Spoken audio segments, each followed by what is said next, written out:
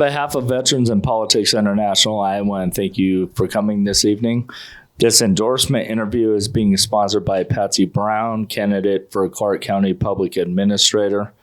Just to give you a brief overview of this process, the panel members will give a 30-second introduction of ourselves.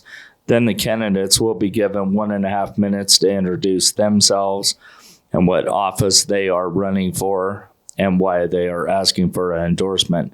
Please keep in mind this is not a debate. It is an interview, so no candidate can ask each other questions. Once a panel member asks you a question, you'll be given 1.5 minutes to answer their questions.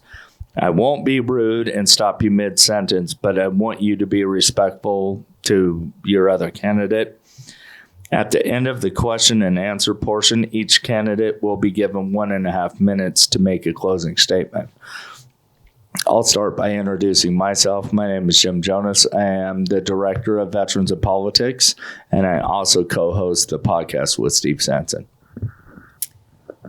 Hi, my name is Talicia Sandoval. I have sat on many of these panels, and I look forward to hearing from you guys today. I am Leah Yulianti. I'm the president of ARW, Active Republican Women of Las Vegas, a business owner and esthetician. Thank you. Thank you, panel members. Now we'll start with the 1.5 minute introduction.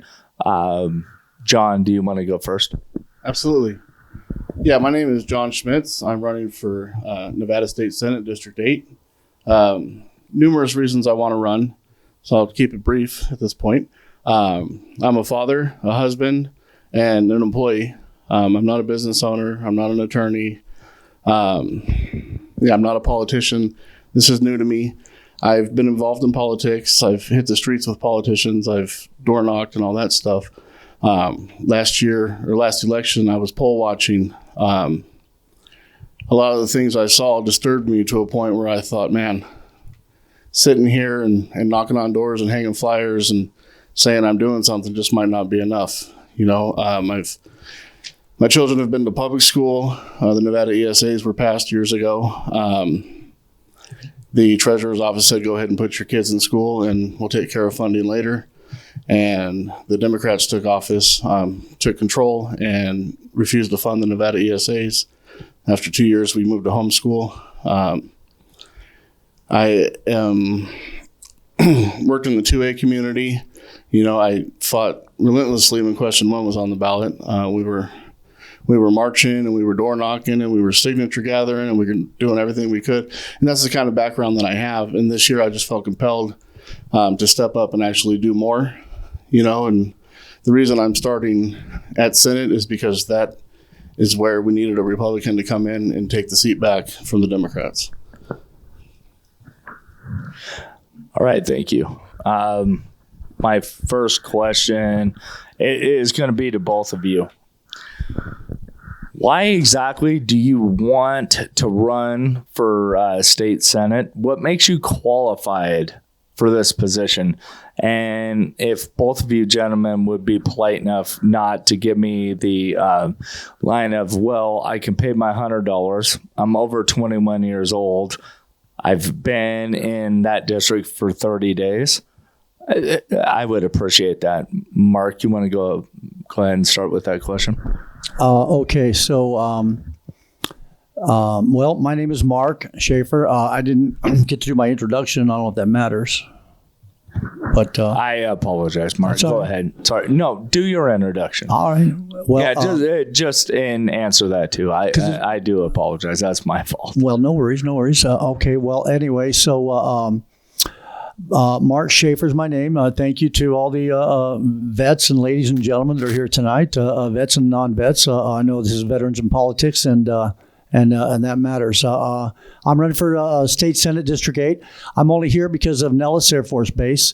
My father was a staff sergeant medic from 54 to 62 stationed in Nellis, and that's how I wound up here. I was born in Athens, Greece, and I got here with a bottle in my mouth and a full bottle and a full diaper.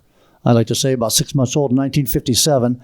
For 65 years, I've been in this the town and a little bit of Gardnerville also. After high school, I went to Gardnerville and Lake Tahoe and jumped off the dam and lived in Gardner for a while. So I got to enjoy the small town vibe, the vibes that Nevada offers up north, and as well as the big city vibe down here in Vegas. And I got to know the state pretty well. I have an unrelentless drive and passion for Nevada as a result of that.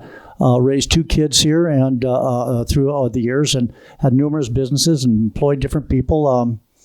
I do have fond memories of a great education here, low crime, and much lower gas and groceries. I'm a successful businessman. I employ 15 to 25 people here in my company, probably about 100 people throughout the city indirectly. My big concerns for Nevada include gas and grocery costs, a lower crime education system, pretty much the same you've heard over and over again, but veterans affairs are important to me, and the homeless population. My personal life, my faith is number one. I'm an active member of Crossing Church, and I talk God to somebody 3 to 4 hours a day in my life. It's very important. I'm a Christian first and a Republican second. My values cannot be bought or led astray. When I have free time, I am a country music singer, songwriter, and I got 3 songs into my first CD and album coming out in summer. I'm excited about that. I believe in God, in country, and Nevada. I know Nevada well, both north and south, and my pride and joy is probably my nephew. He's a state detective in Reno, and he's like a son to the son I never had, and probably I'm amazed at his success in his life and what he's doing, committed to our state as well. Be my honor to earn your endorsement for the Nevada State Senate District 8. Thank you. And again, I want to apologize to you, Mark. Yeah, no, I'm not fine. I apologize. That was very unprofessional of me. So I do apologize, Mark. So, Talisha, do you want to ask the first question? I guess what I would like to ask from both of you is what sets you apart from everybody else. You briefly touched on it in your introductions, but you're right. It's the same thing that we hear over and over again, that we want these policies. We want this to pass through. This is how we feel. But what sets you apart from everyone else, and why do you deserve our endorsement? Go ahead and start, John. Sorry. Well, I'm not running against any Republicans.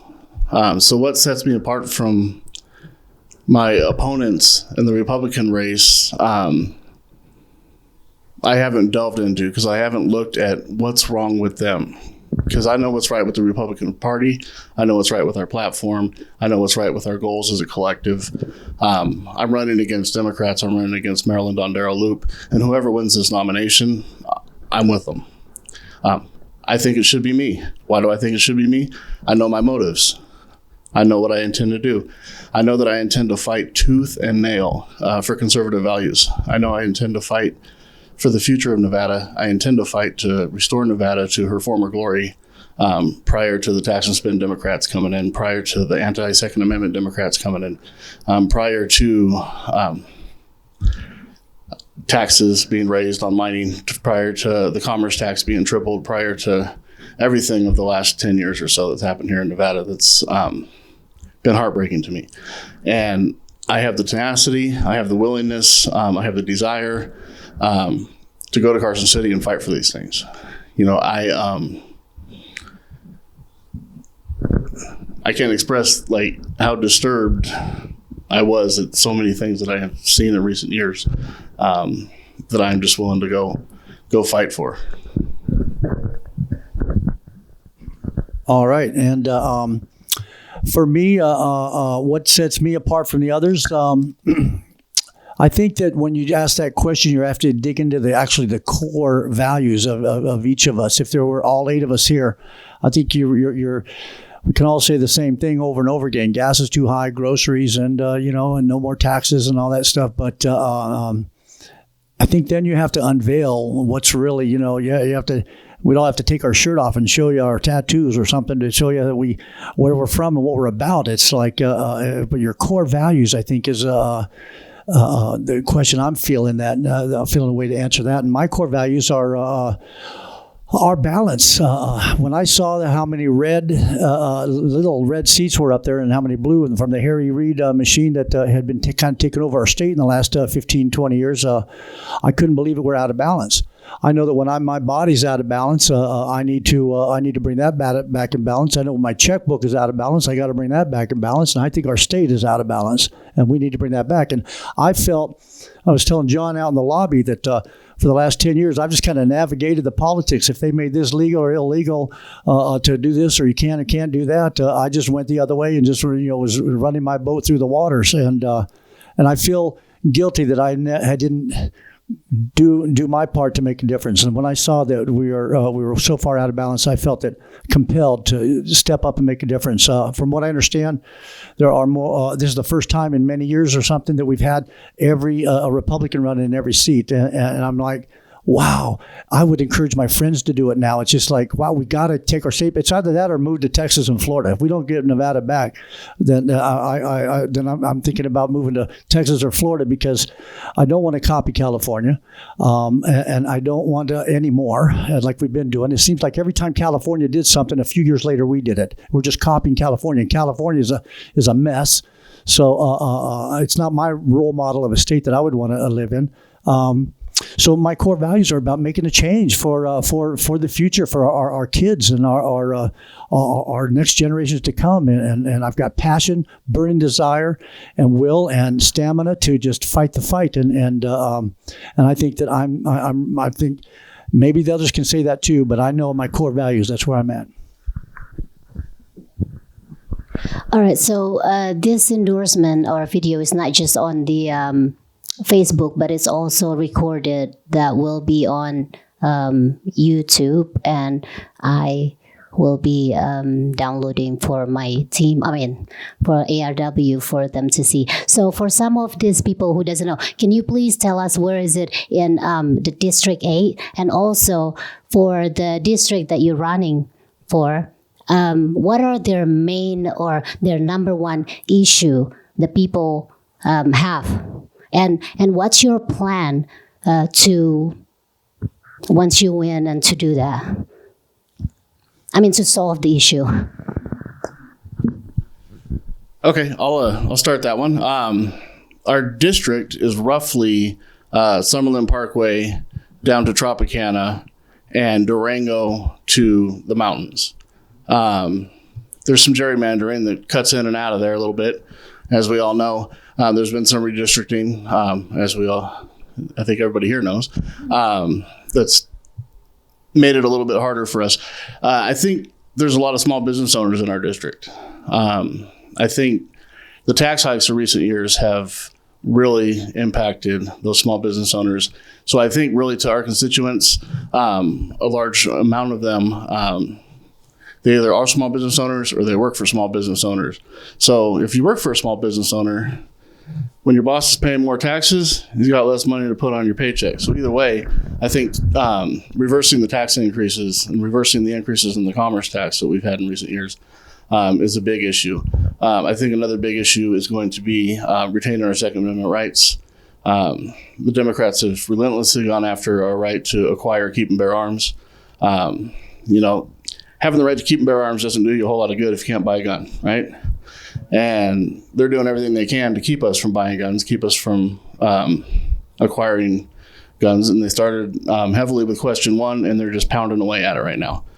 I think those are two big issues in our district. I think school choice is another big issue in our district. Like I said, that's one thing that I'm personally motivated by. I believe that the money should follow the child into the schools, not the other way around. I think having the 49th or 50th worst education system year after year after year will stop if we allow the free market into education. And I think those are probably our three biggest issues in that area. A lot of what John said is pretty much he's got a good grip on District 8. In my opinion, it is those are the territories, and there's a lot of small business owners up there, people that own these small businesses and the employees that work there. And with the commerce tax is huge, and that affects them, and it trickles down, as he said.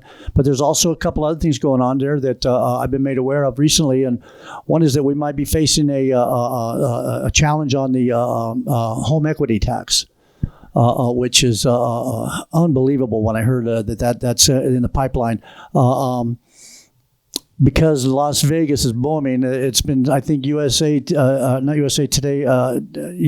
Today said that Nevada was the fastest growing state in the country for the last 10 years. And Las Vegas, and we felt the boom. And of course, California's moving in here. I think that 3,000 people a month move in here from California before Corona, I think. And then since the shift of California has gone, since California's economy has just tanked, I think we're up to like 5,000 or 6,000 a month moving in here now, making it hard to find a place to live, and rent's skyrocketing. But equities are going up great, and so that's the positive side effect of it.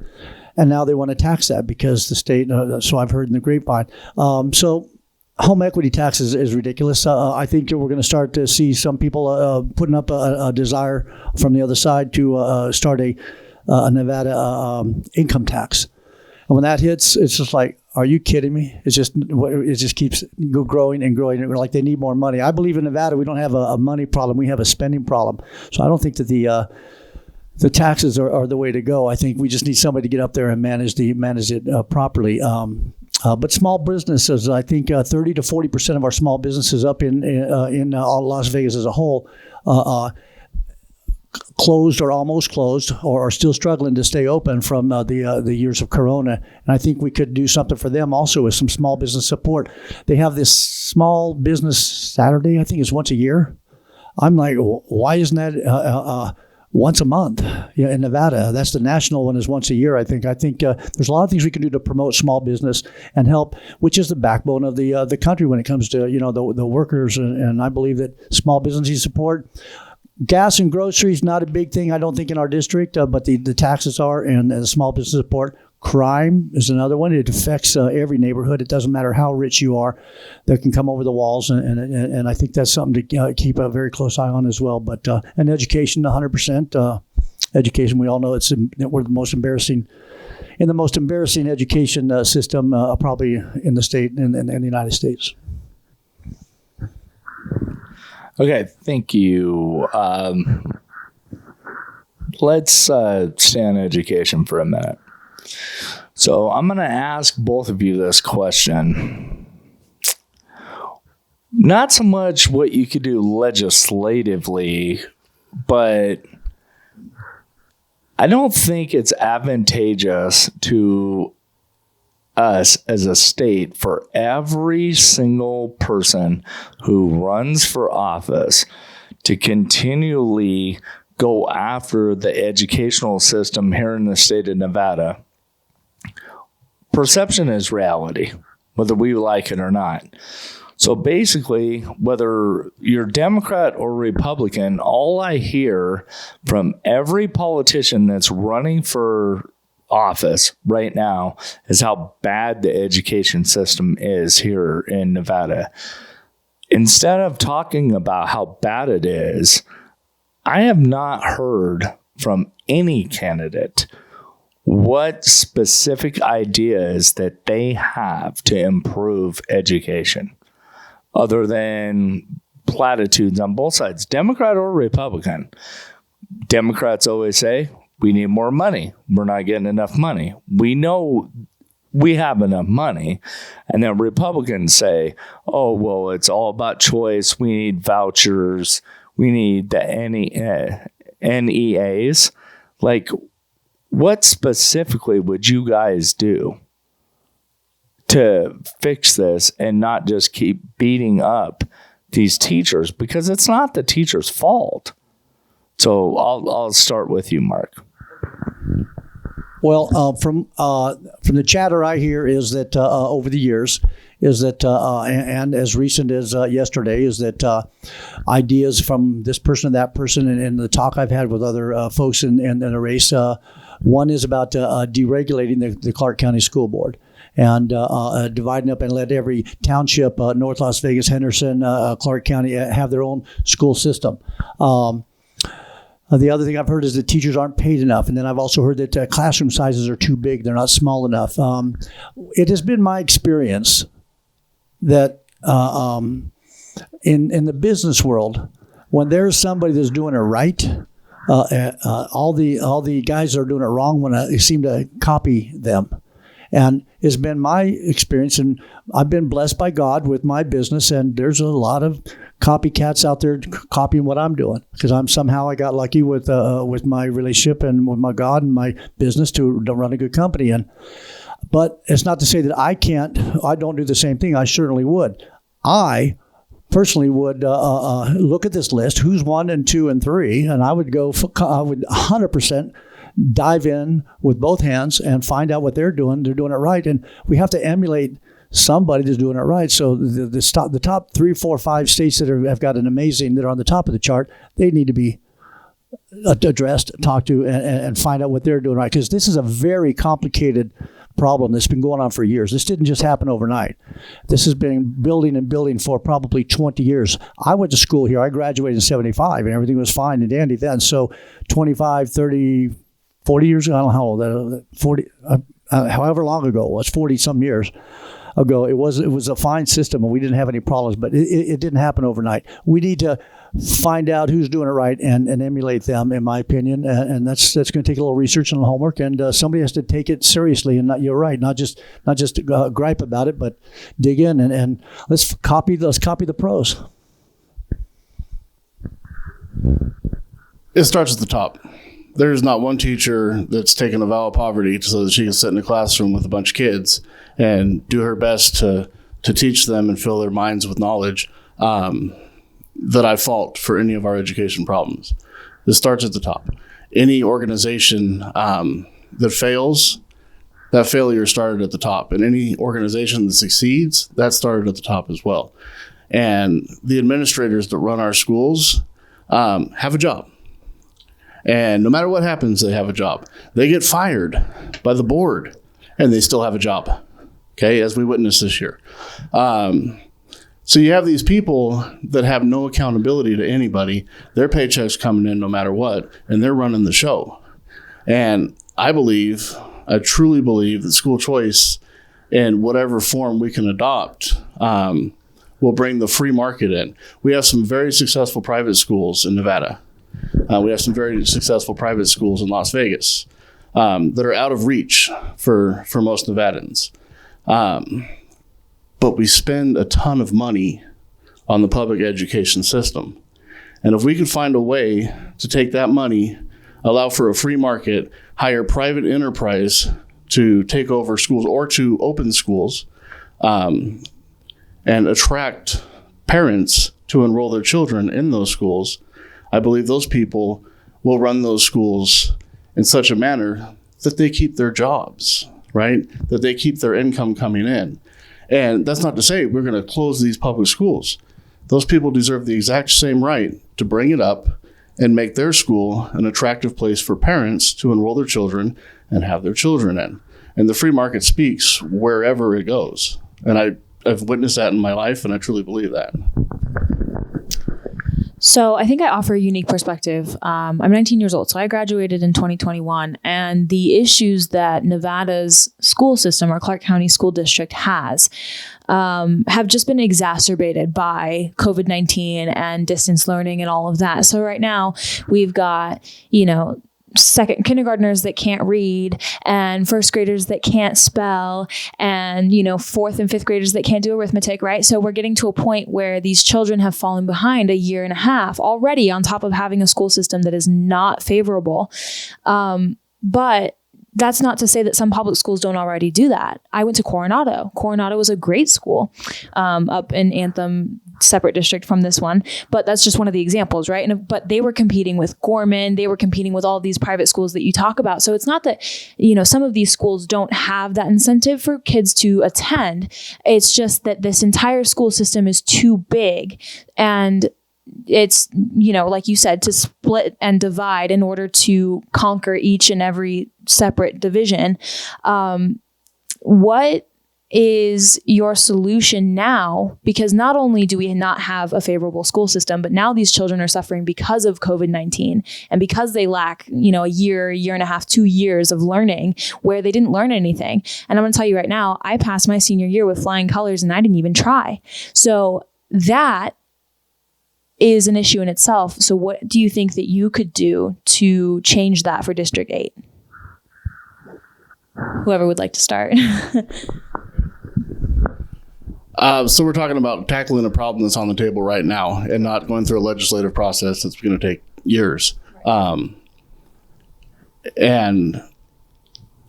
I am not an educator, as you may have noticed.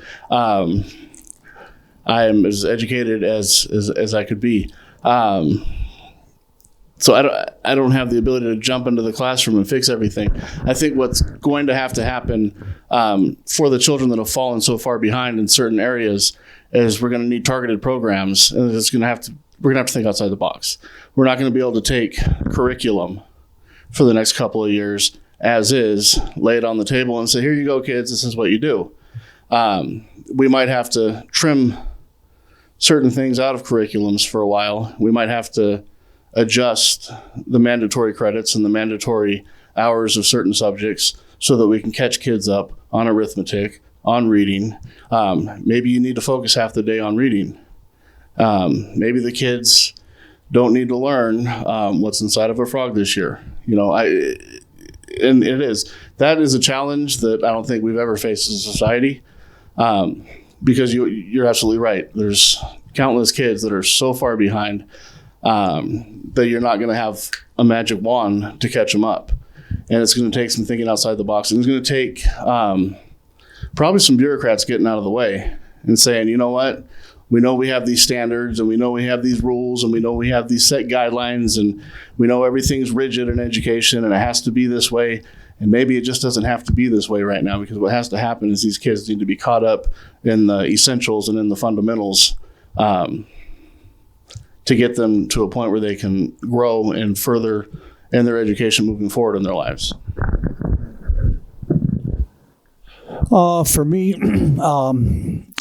I've heard this from other people over the last couple of months in my chatter that the kids are my kids are grown and gone, but I've heard that the kids are having those stats are true. At first, second, and third grade, they can't read, they can't write, and to me sounds like there's a problem in the classroom, a curriculum problem. There's something going on in the classroom. I don't think, in my personal opinion, there is a overnight solution. I think this is built up for so long. This is going to take a little while to unpack all the problems that are in our education system. I believe we need education reform, but I do know one thing that, and this doesn't mean to sound, I don't mean this to sound fascist or anything, but in our world, in America, money tends to solve a lot of problems. In our courtrooms, when there's a court, when something happens in between two parties of the courtroom, they honor the judge, gives this guy money. Something, if you have a car wreck and you lose a family member, you're going to get a check, but it's not going to bring him back. But it seems like even our courtrooms, money seems to solve everything. So I think that with our education system, I think that we have a problem with the, if we brought in more money, if we had a special education fund that was clear, transparent, and monitored, and we could come up with, if we need more money in that area, we need to put more money in that area, however that looks. When they legalized marijuana, I don't know where that tax money went. I think it all gets caught up in the general fund, and then it's just assigned on to whoever needs it. Maybe a couple of private jets. I don't know what they're buying with the money, but it doesn't seem to me like it is solvable, but maybe it goes right up in Carson City. Maybe that's where it has to start.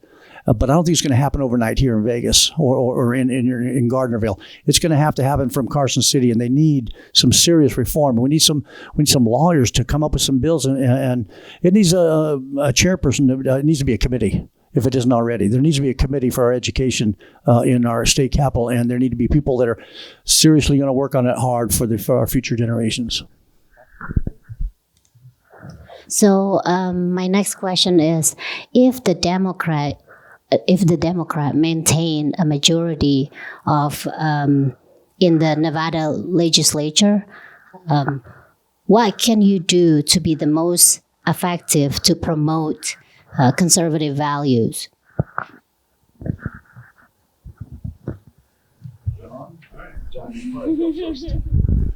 Well, I've got values I intend to stand on.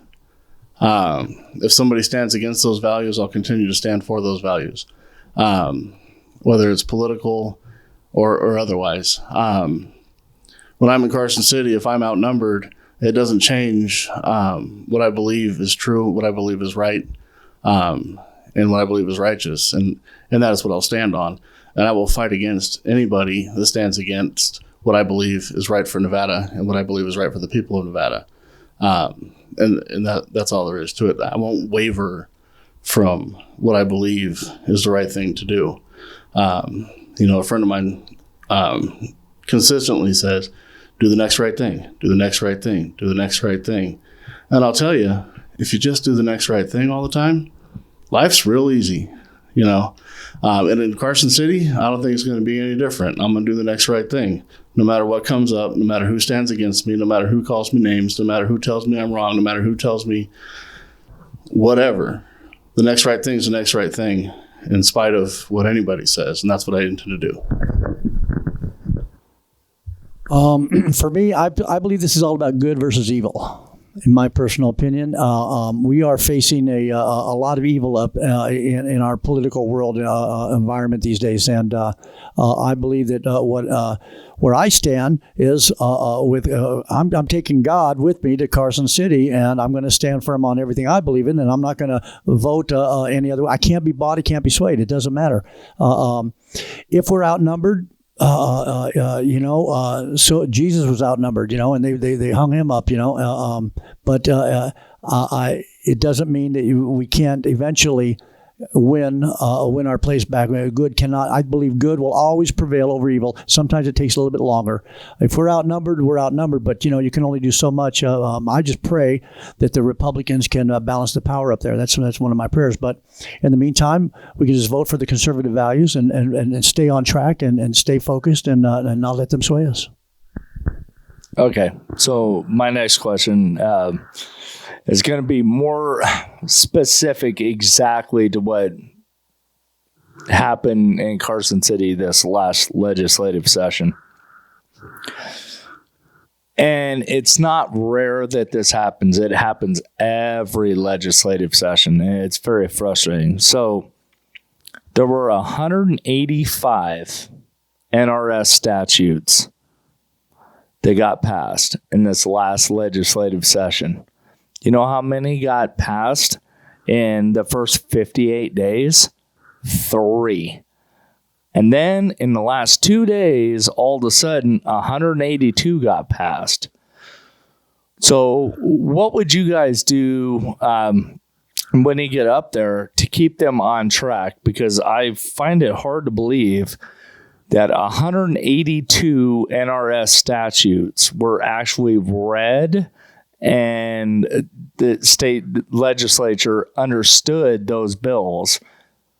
So in 58 days, basically, a bunch of taxpayer dollars got wasted with people just sitting around doing nothing, and then they rushed the last 2 days to push all this stuff through. I'll start with you, Mark. That sounds like the rubber stamp process. They just rubber stamped everything at the end. It's ridiculous and absurd. I don't know the particulars of why it took 58 days for 3 of them to get passed. Were they the 3 big ones, and were the others all minor and not as important? But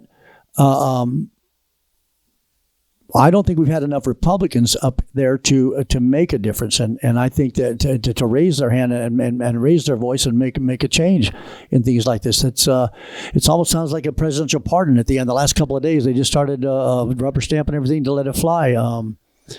that I would agree with you 100%. I don't think that there's enough time for them. It sounds like somebody had a rubber stamp, and that's ridiculous. And I think the people need to know that. The people need to know, and our public needs to know. And I think sometimes what happens in Carson City doesn't really get out to the rest of Nevada. And I think we need a window of transparency there to let them know. And I think that's part of the mess that's up in Carson City. Well, transparency is where it's at, right? So if I can drag out 3 somewhat palatable bills for 58 days and then slam a huge pile in the last 2 days, I can take attention off of what it is that I'm doing to the people of Nevada, right? And I think that's 100% the intention and the goal behind doing that. I don't think they ran out of time and all of a sudden said, oh, we got to get this done. I think they intentionally sit on it, try and pull the wool, and probably successfully, over the eyes of most Nevadans. I think there's a lot of pork in there. I think that they are doing the work of their special interests in those last minute bills. They are that's all it is. I really think that they are pulling the wool over our eyes, and I think that it should be intolerable, and there should be an agenda and a schedule laid out that's that can't be wavered from. To add to that, usually even if a legislative bill is minor, there's still a lot of filler word. There's a lot that's in there that you need to fully understand before passing that through. So even though it might be minor, I still think that wasn't an efficient or appropriate amount of time to be spending on even minor bills. With that being said, there are bills where they loop a whole bunch of things into one and then they put it in one bill. How do you feel about that? Because a lot of the times these things are overlooked. And again, pulling the strings where they just, oh, well, here's the blanket, we want to pass this, but underneath it in the fine print, there's a lot of other things that people don't really fully pay attention to. So what would be your initiative to make sure that there is, again, a window of transparency?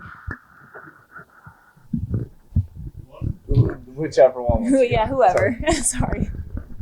Well, on that, first of all, when they put that's the pork you're talking about. When they put all this extra pork into a bill, it has to be stopped, and it has to be called out on the Capitol floor that this is 5 or 10 bills in one, and it needs to be separated. It just doesn't seem there needs to be legislation for the legislation, for crying out loud. I mean, we've got to tell them how to do it. I mean, you can't. That's ridiculous. If you're talking about a bill for crosswalks, but you're throwing in some gas tax while you're in there.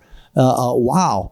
It's just ridiculous. There should probably be a law to govern the laws. I think these guys are somewhat lawless up there in Carson City, but it's going to take balanced power for people to even notice that and to care. When you've got so much blue going on up there, they're just shoving everything in the pipeline, if you ask me. And some of the reds are just shaking their heads and letting it go. But I just don't. I don't agree with that at all. I think that when there's all this extra pork, it needs to be pulled out and made and have separate topic, a separate bill. So I'm not a politician, and I've never been in politics. So I can't claim to know legislative process expertly. I have some ideas, and I think, as Mark said, you legislate the legislation, and I don't know if that requires a constitutional amendment. But as Nevadans, we can demand that, no, we get to a point where there are no fillers and there is no pork. A bill is a bill. You want to put something else in that bill? Write another bill. My thinking is we don't need any more bills. We got enough laws in Nevada. I'd like to deregulate and delegislate when I get to Carson City. I'd love to spend more time crossing out lines in the NRS than adding them. But yeah, absolutely. I think 100%. Whatever it takes and whatever that legislative process is, whether it's a constitutional amendment or a bill or whatever it ends up being, we absolutely need rules in the legislature that prohibits add-ons and riders and pork in these bills. Okay. So this is going to go to Mark first. If you want to limit the size of the government, what part of our state spending that we should reduce? Well, first of all, I don't know where all the money is going right now, so it's a hard one for me to answer. But Is there any one area anywhere where there's waste? I mean, I would examine every bit of the spending. I would like to get on the Commerce Committee when we get up there, and because I love managing money. I've had luck with it so far, and it's worked well for me. I'm solvent debt free. My company's solvent debt free, and it took a couple years to get there, but we did. And I think that I know how to look at money a little bit different than anybody else. And if there is some wasteful spending somewhere, it's obviously the first thing that has to be attacked because you're just wasting the money. But I don't know exactly where all the budgets are and where they have the plans yet. I haven't been privy to that information yet. Again, I don't know where all the dollars go in Nevada, but I see a lot of waste. I see road work in the same areas year after year after year. The cones go up. They work for 3 months. The cones go away. Nothing's changed. I can't imagine that's wise use of funds. I'd start there. We spent hundreds of millions of dollars putting in bridges for carpool lanes, putting in carpool lanes.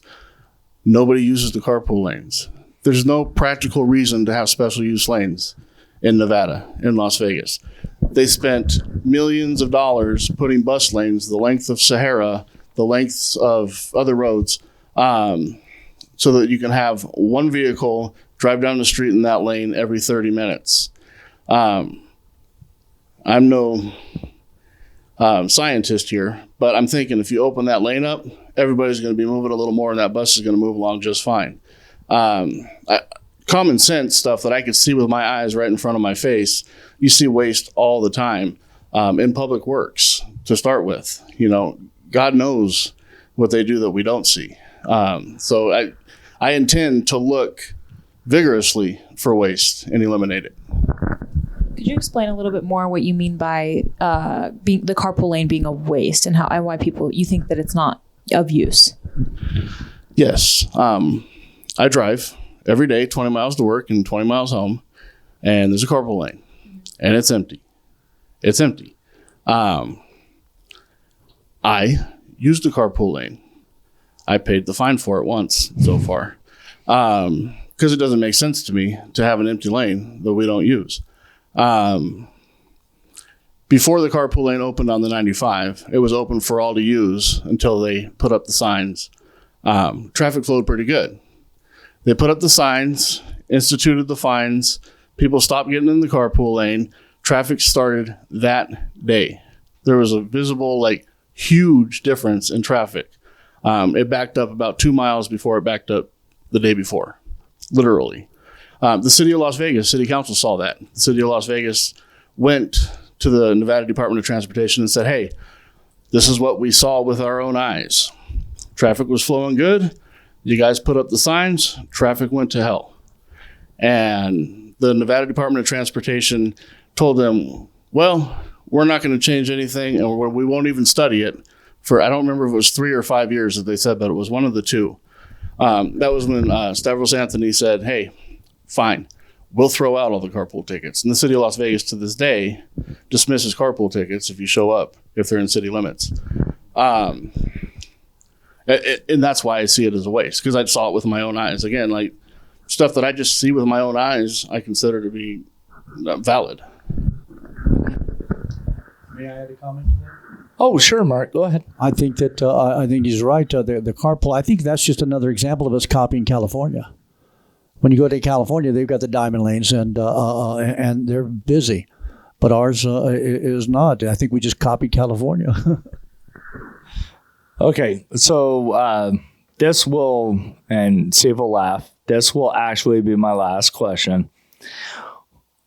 Because I say that all the time on the podcast, and then I ask 8 more questions. It's like, really, Jim? Come on. You say the last question all the time.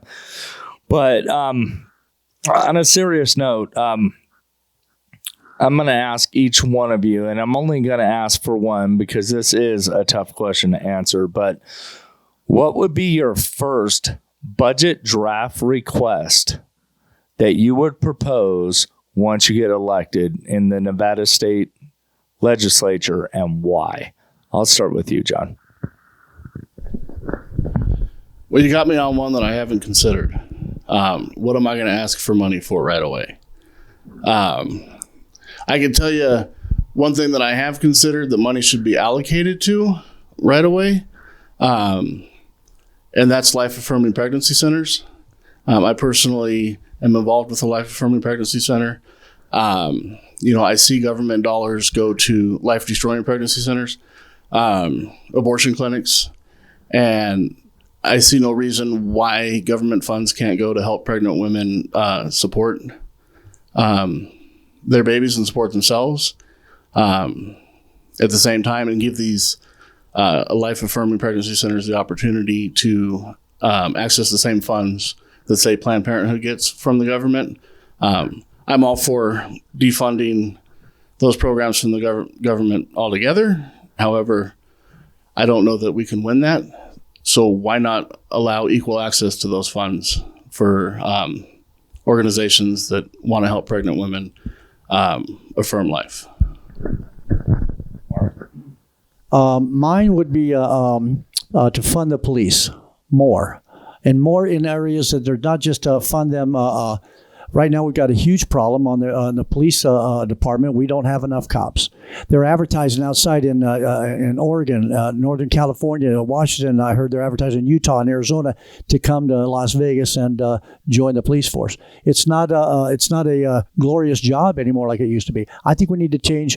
We need to fund the police. We need to hire more cops, and we need to advertise that more. And we need to get out there and we need to market to the community right here. I think we've got plenty of young, strong 24-year-old men that are out of work right now that could really do a great job and that have morals and values. And they've got to be vetted, and we got to find them. I think we need to market to them, and we need to market to them that it's about protect and serve. Also, it's not about cops aren't bad, and we got to change the image on how we even look at that. Right now, it's an unwanted job. A lot of people don't want to do that, but we need to change that image. We got to make it attractive to be a cop again. My nephew is a state detective, and I couldn't be more proud.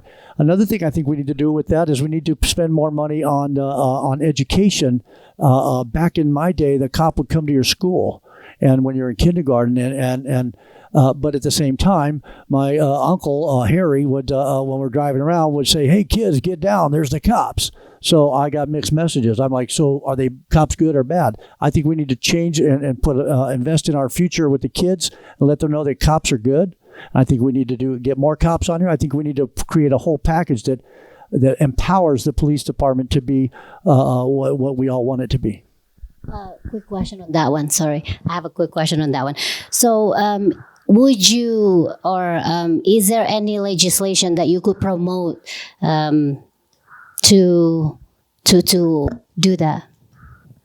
Well, it goes back to funding. It would be the legislation would be to fund to provide more funding for them, for the police, to be able to market themselves right here in our town better, and create and brand their images more. It's just all of that legislation to give them more money, not just to the cops for their pay, their salary, to recruit more, but also to educate the community and let them know that these guys are here to. I call them angels.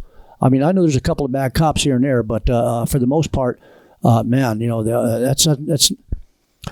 You hear back east where these guys are, sitting in the car eating a donut, and then some idiot comes along and just sends them to heaven. Is a nice way I'm trying to put it nicely, but it just ruins the whole family. And all he was doing is sitting there eating a donut, and it just breaks my heart. But they're here to protect and serve. And we seem to sometimes forget that. And I think we need to take care of them. Not much different than our vets. I mean, you guys, the vets have worked so hard for us. They went out and risked their lives. These cops are risking their lives too. And we want to, I believe we just need to create that legislation. John, if you want to respond, and then we'll have to go to you guys. Okay, I'll respond quickly. That question brings to mind a bill that Marilyn Dondero Loop voted yay for, which requires the police to use less than lethal force before lethal force when their life is threatened.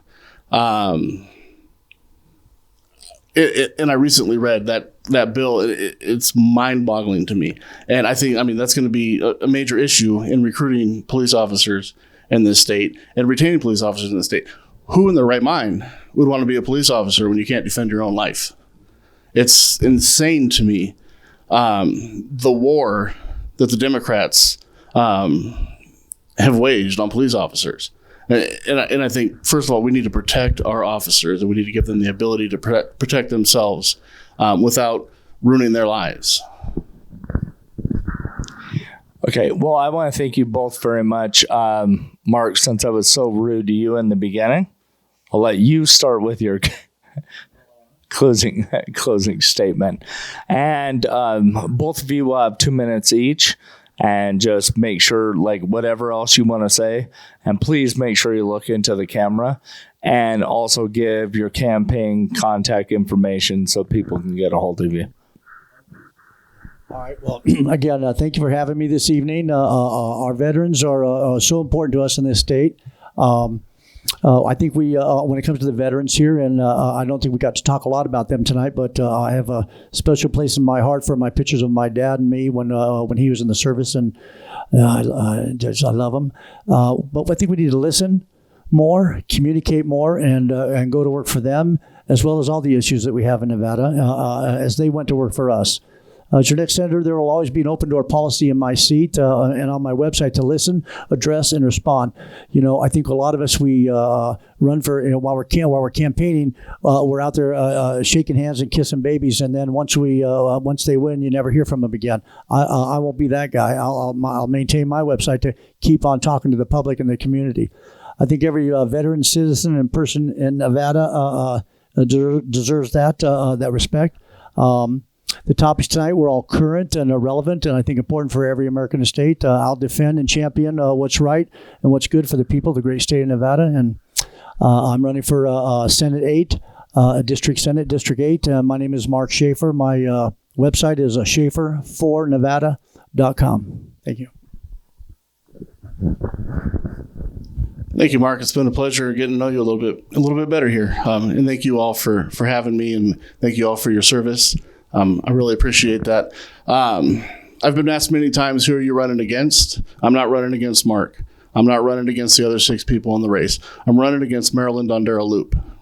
We must remove her from office. We must put a Republican in that seat. There's no other way. We have to get that seat back. This particular race has gotten very ugly in the past. The last time this race happened, it got very ugly. There were personal attacks between Republicans. I won't do that. And it's not going to happen. I will support whoever wins this nomination. I believe it should be me. I believe it will be me. That's why I'm here. But again, we have to take the seat back. We have to take the legislature back, first and foremost. We have to protect our Second Amendment rights. We have to protect our kids. We cannot allow the governor to ever shut our kids' schools down again. We have to limit the power of the governor. That's big on my agenda. We have to reverse the tax hikes of recent years. If you've watched DMV fees, you've watched taxes, you've watched the cost of living in Nevada skyrocket. And it's 100% due to Democrat policies. I really appreciate anyone's support. My website is John4Nevada, John4Nevada.com. My personal cell phone number is 702-401-0448. That number is also on my website. I'll keep that number active. It's been active for 20 years. I invite anyone to call me on it anytime, preferably reasonable hours. But if you have an emergency and I'm in office, call me anytime that you actually need me. 100%, I mean that. My email is john@john4nevada.com. Feel free to email me, and truly, any questions you have at all about me, if my website doesn't answer them, give me a call, ask me personally, and I'm here for you. What you see is what you get. I'm not going to lie to you. I'm going to shoot straight with you. I'm not a politician. I guess if I get elected, I will be. I'll still think it's a dirty word when you call me it, but that's all right. And it's been great. Thank you very much. Okay, well, thank you both. And I want to thank you both very much for coming in. So that will conclude our endorsement interview for Nevada State Senate District Number 8. Thank you. Thank you. All right, we got to take a photo.